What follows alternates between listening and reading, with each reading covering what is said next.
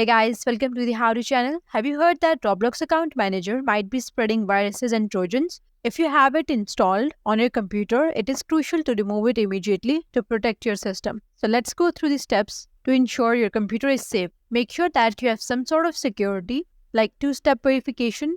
This authenticator app is very secure one, so you can use this one.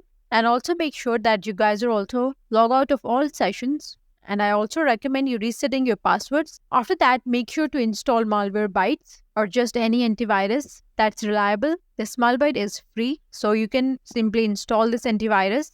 Install any antivirus as there could be Trojan, and definitely you do not want to have Trojan in your computer. And when you're deleting the Roblox account manager, make sure that you're also deleting all the files related to the Roblox. Next thing you want to do is person. So right click on this, and this is going to clean up all the temporary files. By following these steps, you can remove Roblox account manager and any associated viruses or Trojans, keeping your computer safe and secure. That's all for today's video. Thanks for watching, and please do not forget to subscribe the How To channel.